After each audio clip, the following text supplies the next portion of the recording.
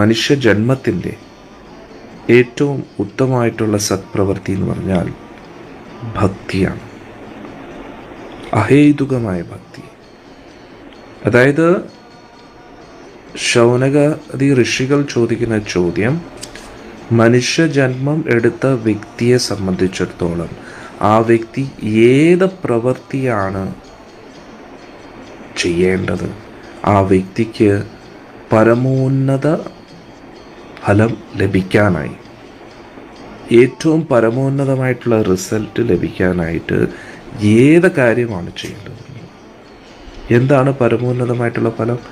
പരമോന്നത ഫലം എന്ന് പറഞ്ഞു കഴിഞ്ഞാൽ പേര്, പ്രശസ്തി, സമ്പത്ത് ഇതൊക്കെയാണോ? അല്ല, ഇതിനൊക്കെ അപ്പുറത്തായിട്ടുള്ളത്.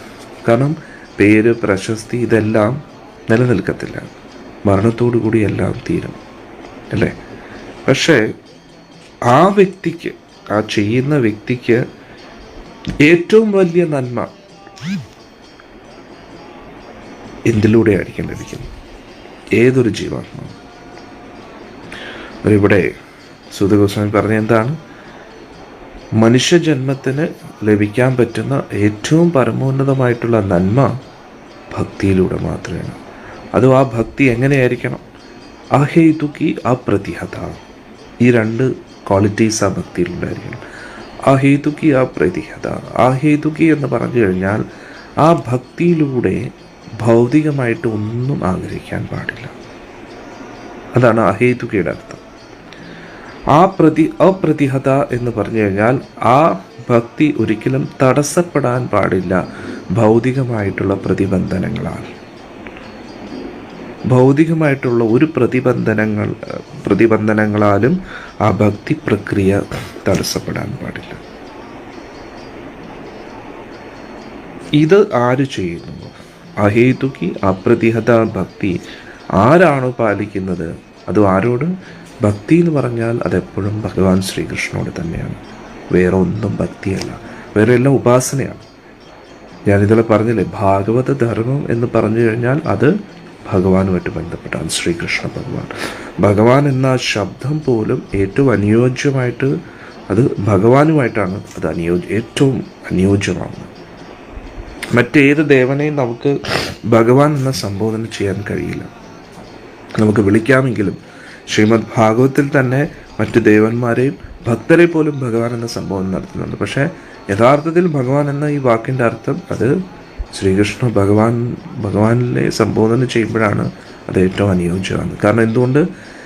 ഞാൻ പറഞ്ഞില്ലേ, ഒരു ഗ്രാമത്തിൽ ധനികനായിട്ടുള്ള വ്യക്തിയെ നമ്മൾ ധനവാനെന്ന് വിളിക്കുമെങ്കിലും, സമ്പന്നനായിട്ടുള്ള വ്യക്തി എന്ന് വിളിക്കുമെങ്കിലും, രാജ്യത്തിൽ മൊത്തത്തിൽ നോക്കുമ്പോൾ ആ വ്യക്തി സമ്പന്നനായിരിക്കത്തില്ല. മൊത്തം ലോകത്തിൽ വെച്ച് നോക്കുമ്പോൾ വേറൊരു വ്യക്തിയായിരിക്കും സമ്പന്നൻ. അതേപോലെ ഭഗവാൻ എന്ന വാക്കിന് പരിപൂർണമായിട്ടുള്ള ആ ഒരു വാക്ക് അനുയോജ്യമാകുന്നത് ആ വാക്ക് നമ്മൾ ഭഗവാന് വേണ്ടി ഉപയോഗിക്കുമ്പോഴാണ്, ശ്രീകൃഷ്ണ ഭഗവാൻ.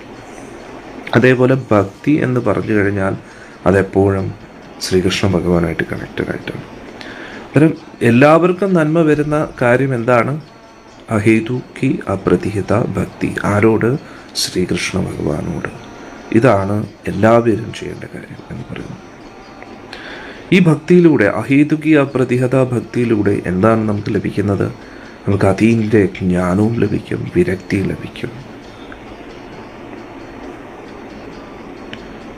അതീന്ദ്രിയമായിട്ടുള്ള ജ്ഞാനം എന്താണ്?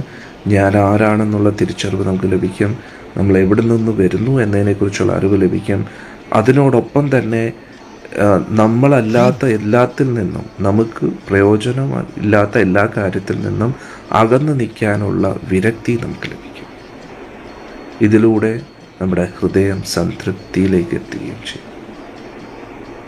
ഇതിലൂടെ അഹേതുകി അപ്രതിഹത ഭക്തി.